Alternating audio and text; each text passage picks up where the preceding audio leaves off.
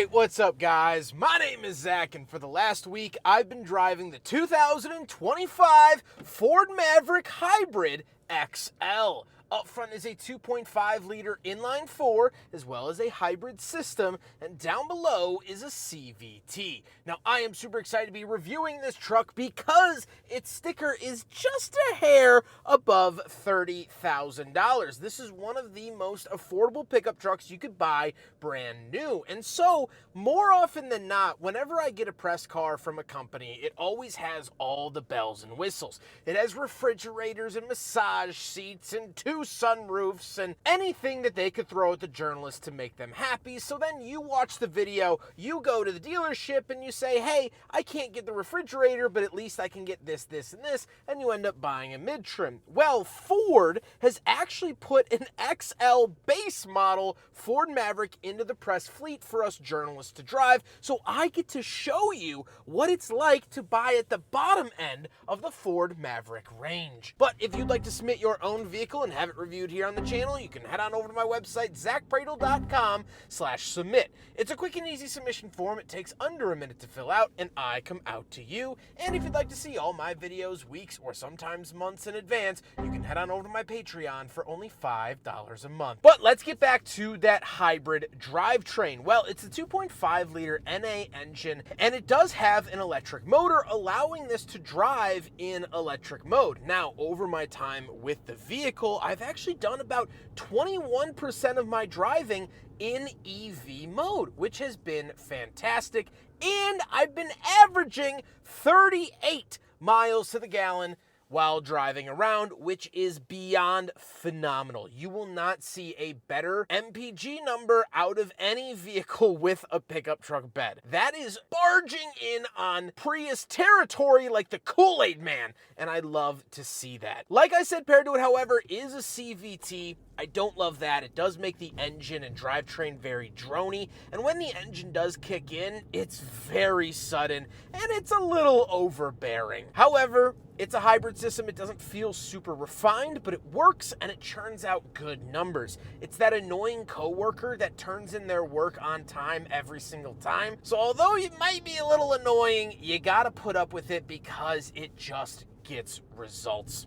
Last but not least, 2025 is the first model year to now offer all-wheel drive with the hybrid system. Now, you can get front-wheel drive, and that is going to save you a couple of pennies and get you below that $30,000 number, but this is all-wheel drive, which is absolutely fantastic. How does the hybrid Maverick XL drive? Awful. I hate driving this. The CVT complains, the 2.5 liters underpowered. It's a very stiff ride. It's not fun. It's not comfortable. It is not a good driving vehicle. However, that's not the point of this. They have the Lobo that handles a lot better. That's very fun to drive. The Tremor is great to drive off-road, and so this was the budget option. And so it drives like the budget option. It drives like a rental car. It drives like the base of the base of the base. So while I personally don't enjoy it, I understand why it doesn't drive great, and it doesn't bother me because I know what it is. With that stuff out of the way, let's talk about the interior because we have some pretty interesting features in here and some pretty interesting lack of features in here. Well, in front of me, I do get a fully digital gauge cluster. Off to the left is my coolant temperature and off to the right is fuel. But then we do get the digital gauge cluster that you can cycle through a couple different pages in here, which is really nice. The one thing that does bother me about the gauge cluster is the fact that it will tell you when it's in battery power or engine power. But to show engine power, they have a giant check engine light. And so every time I got in the Maverick, I kept thinking I had a check engine light, but it wasn't illuminated orange, so we were fine. On the steering wheel, on the left, we do get cruise control as well as volume and mute, and off to the right, we have our selector for that gauge cluster screen, as well as our drive mode select and skip track. Off to the left, we have a climate control vent and our headlight switches, along with our cargo light and gas cap release. And moving on to the door, we have our power locks and power windows. What you will not find here is your power mirrors, because this has manual mirrors. It is insane that a 2025 model does not have power mirrors, but That's true. You have to manually adjust these mirrors, which was a little bit of a culture shock. But once you get around it, it's fine. But for 30 grand, still no power mirrors. Moving into the center, we do get a little cubby up at the top that is perfect for fitting at least 2 slices of Mackinac Island fudge. That is the unit of measurement I will be using from now on.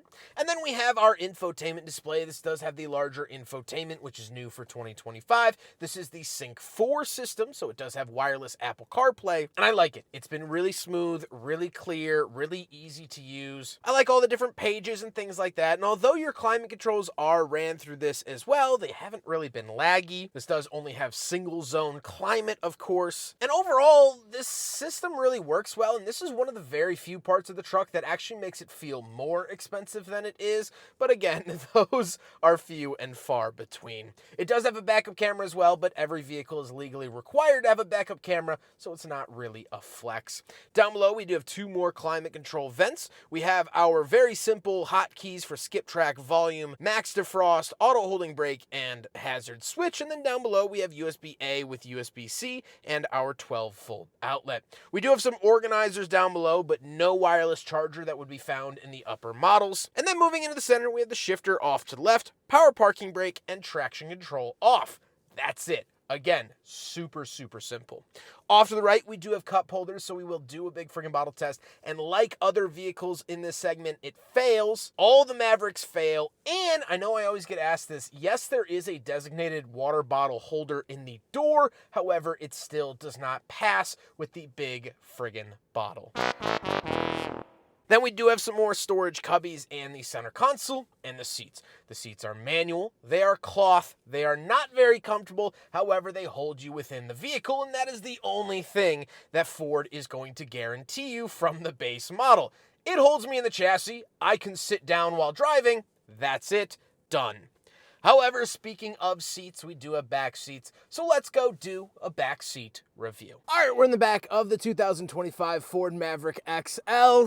And a couple of things to note. First of all, seats are cloth, they're hard, they're not very comfortable. I don't even get a center console. However, the one thing I do get back here are actually 2 USB-C chargers. So I guess that's just a basic thing here in the Ford Maverick. Now, one of the downsides of the Maverick in terms of price is the fact that they only come in a 4-door. You cannot get a 2-door Maverick, although AI has helped me make this one, and I think it actually looks rather cool. You can't get a 2-door. So they are all forced to have the 4-door, which is going to bring up that price a little bit more. There's a lot more fabric, a lot more metal, 2 more doors, 2 more windows, 2 more window seals, all of that stuff. So that is going to add on to the price, which we'll talk about later on in the video, but this is the simple back seat that you get if you get a base model Ford Maverick.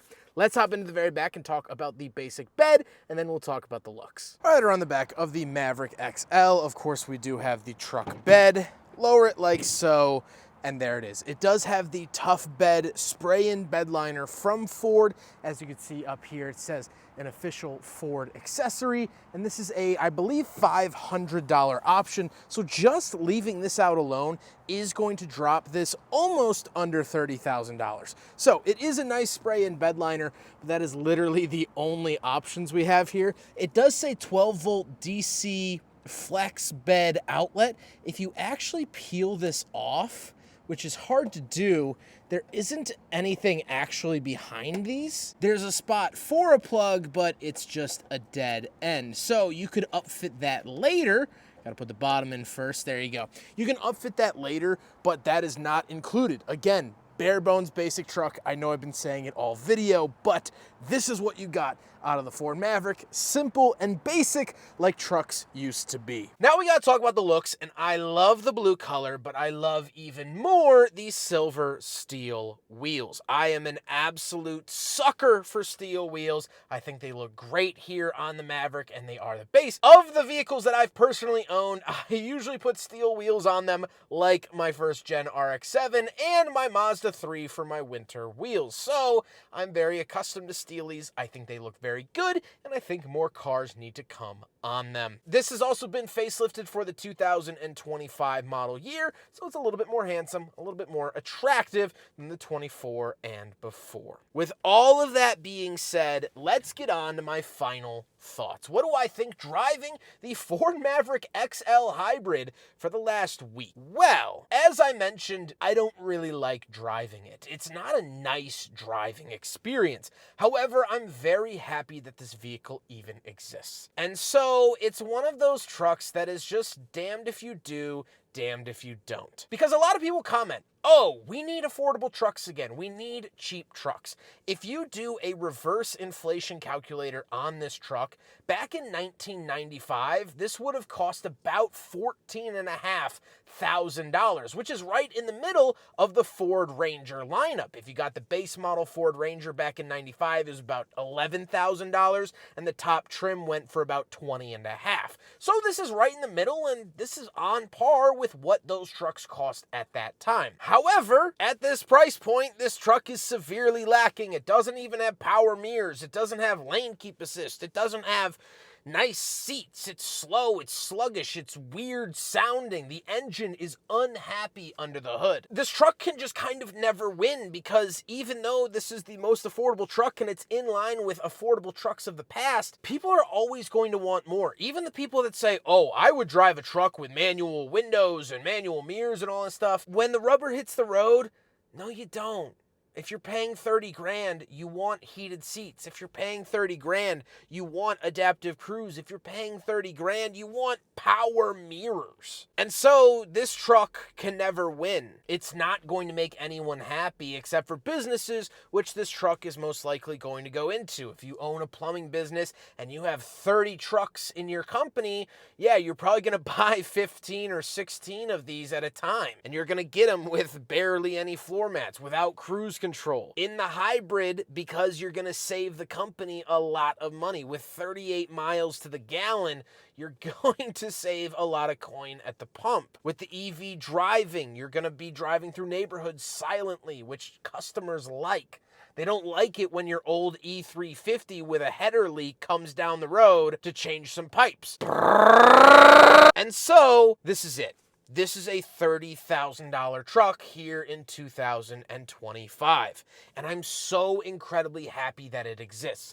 Do I want one in my garage? No, but it's good that people are able to put them in their garage for this price. So let me know what your comments are down below. Would you buy one of these? This is a simple, basic truck that people have been asking for. Is it enough? Is it still too much money? Let me know down below. I'm especially curious to hear what BW Official has to say, since they comment on every single one of my videos, and I'm curious to hear their thoughts on this one. I hope you guys enjoyed the video. Huge thank you to the Ford Motor Company for letting me borrow their Maverick XL, and huge thank you to them for even putting this into the press fleet. More companies need to put base models into the fleet so we can test them out, the more affordable versions, and Ford is doing that. Huge thank you to G. Schmidt for facilitating the cleaning and delivery of this vehicle, and of course the Midwest Automotive Media Association. But I hope you guys enjoyed the video. Don't forget to rate the video, comment on the video, and subscribe if you really liked it. Take care, guys.